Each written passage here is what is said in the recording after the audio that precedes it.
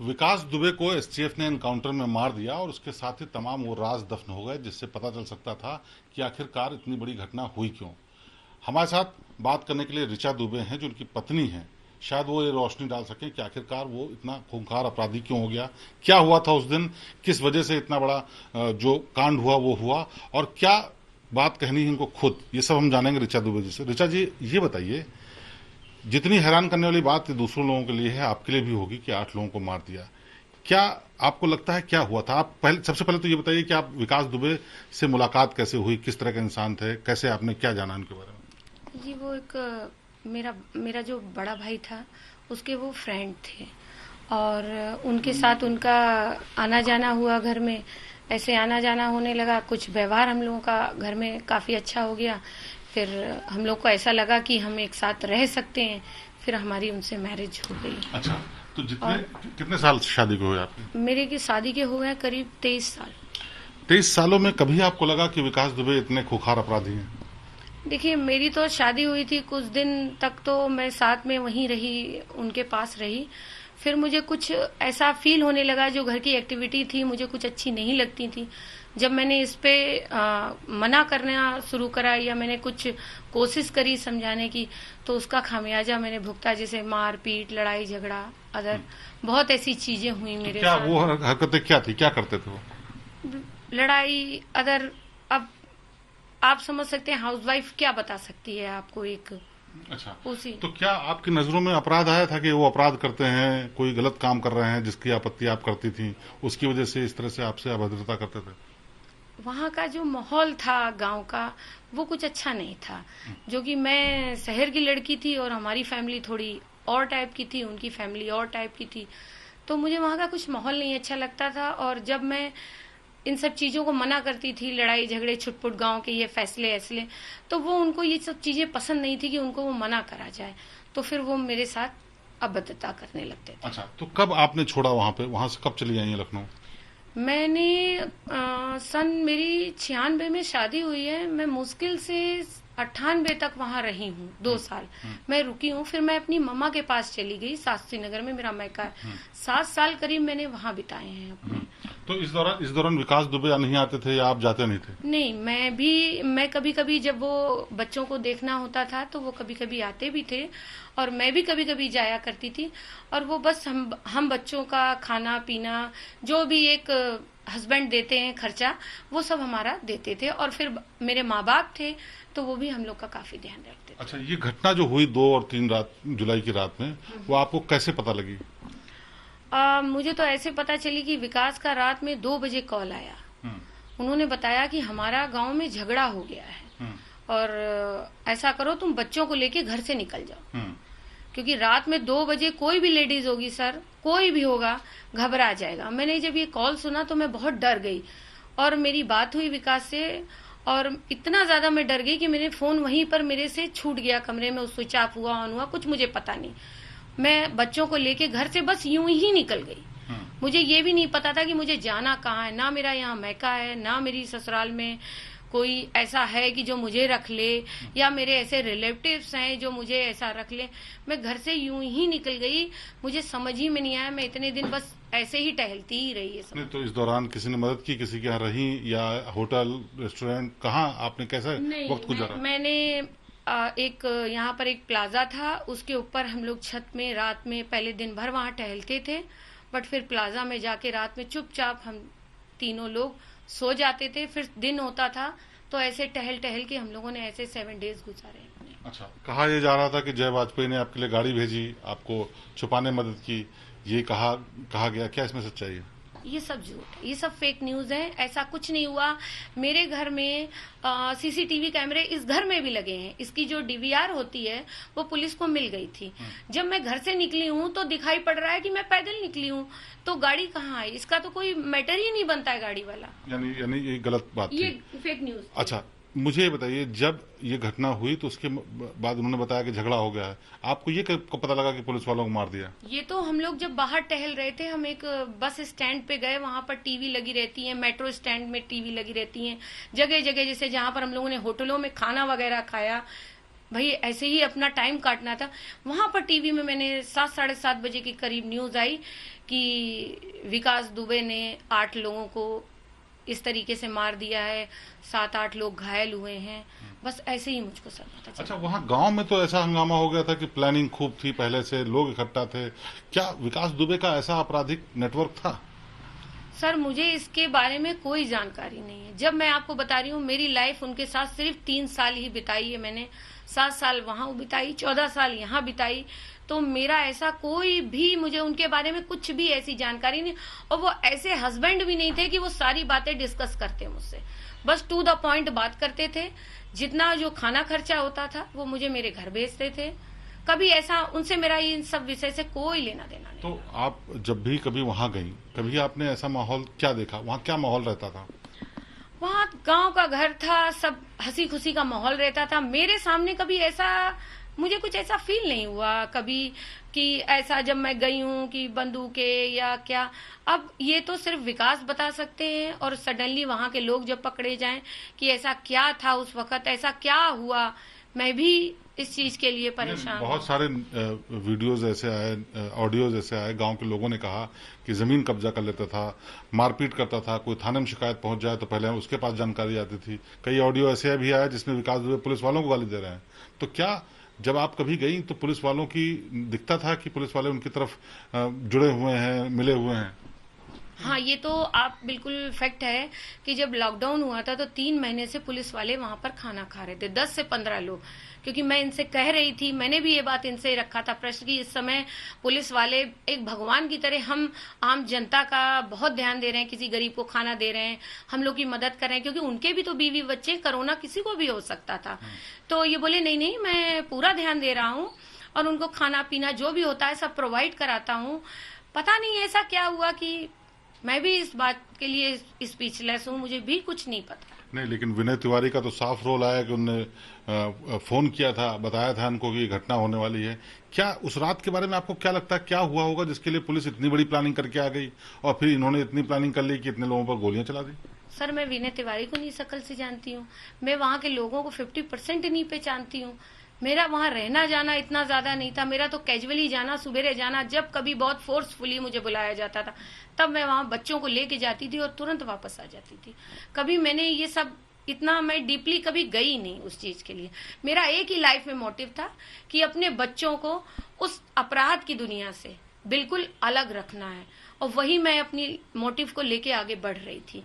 और वो मैंने कहीं 50% तक उस चीज को मैंने प्रूफ भी कर दिया है, क्योंकि मेरा बड़ा बेटा मेडिकल 3 साल क्लियर कर चुका है, छोटे बेटे ने अभी हाई स्कूल 91.4 से हाई स्कूल क्लियर करा हुआ है।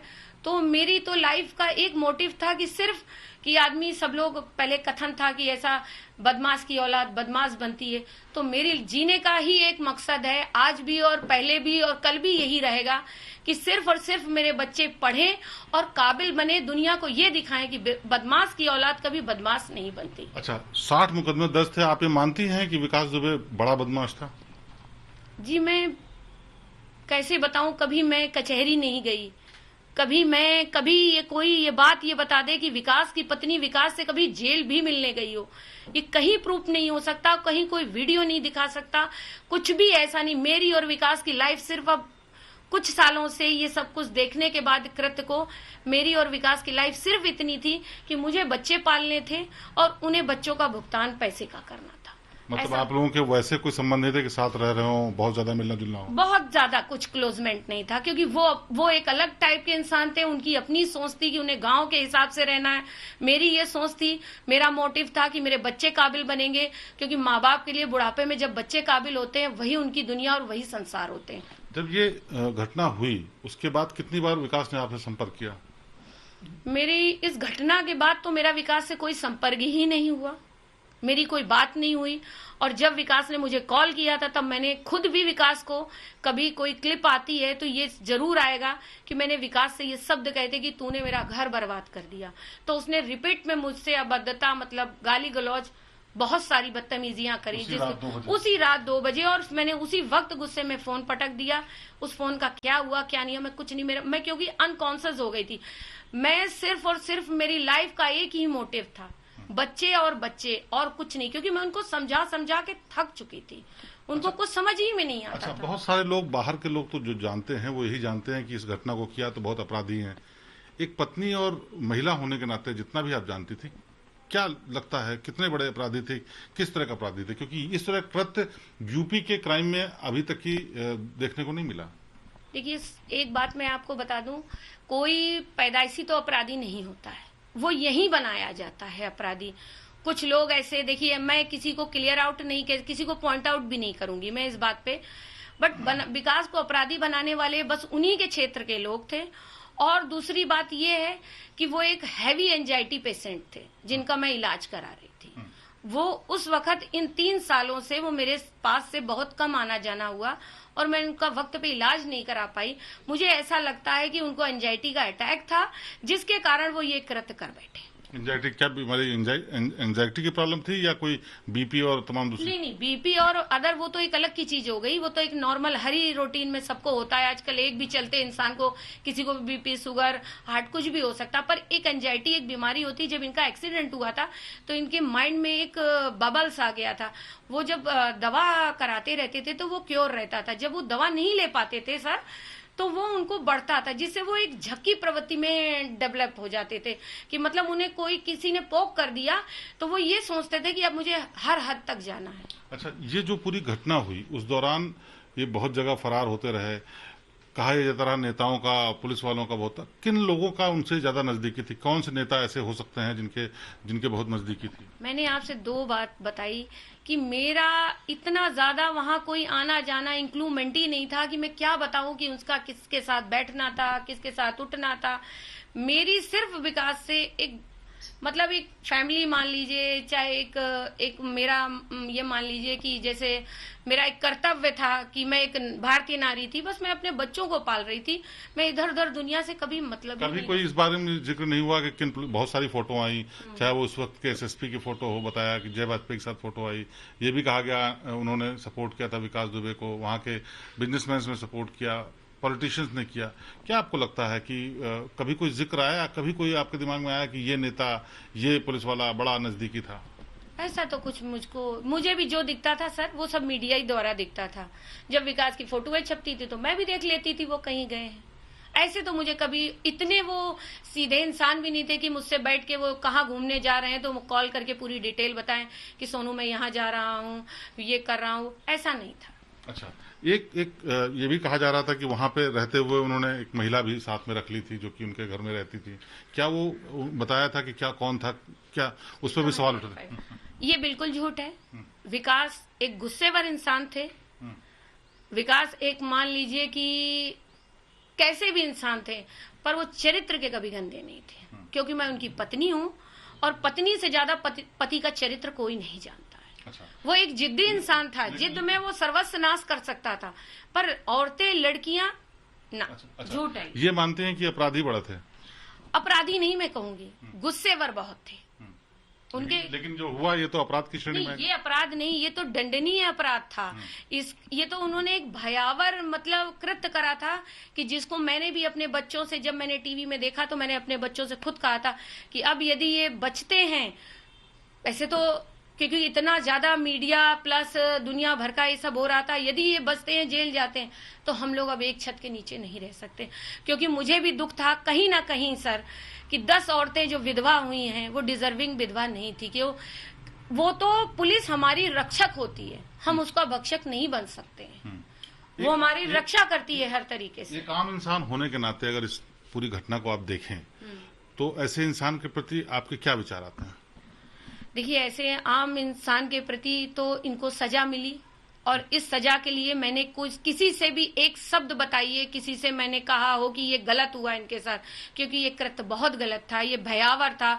200 साल की हिस्ट्री में ऐसा कभी नहीं हुआ था कि कहीं कोई पुलिस जाती। यदि आपके पास पुलिस आई थी, सबसे बड़ा पॉइंट आप भी जानते हो और मैं भी, यदि आपको 5 घंटे पहले ये रिपोर्ट मिल गई थी कि विकास आपको पुलिस आ रही है पकड़ने, जैसे यूट्यूब और चैनलों में मैंने भी सब देखा है लौट के आके, तो क्या आप वो 10 मिनट के लिए आप वहां से हट नहीं सकते थे, फिर अपना पॉइंट रखते। क्या गोली मारना दुनिया में हर चीज का विकल्प है? तो फिर दुनिया गोली चला ले, फिर ये सैनिक हट जाएं बॉर्डर से और गोली ही चले दुनिया में। पुलिस भी खत्म हो जानी चाहिए दुनिया से। यानी आप मानती हैं जो पुलिस ने किया उसके बाद वो ठीक किया? अब मैं एक पत्नी धर्म के हिसाब से माना जाए तो जो वो 10 विधवा हुई हैं तो मैं भी एक विधवा हुई हूँ, मेरा दर्द भी वही है। पर एक आम नागरिक और आम जनता के हिसाब से तो मैं कहूंगी कि कहीं ना कहीं तो कुछ ठीक ही है। अच्छा, इनकाउंटर पर लेकर के भी तमाम सवाल उठे, बहुत सारी बातें हुई कि इनकाउंटर फेक था, गलत था, आप क्या मानती हैं? देखिए, मुझे अपनी न्यायपालिका पे पूरा भरोसा है। जो वो निर्णय देंगे मुझे वो सरोकार है और जैसा भी होगा मैं वो स्वीकार। बाद में पुलिस वालों ने जब आप लोगों को हिरासत में लिया, पूछताछ की, तो क्या जानना चाहते थे बेसिकली?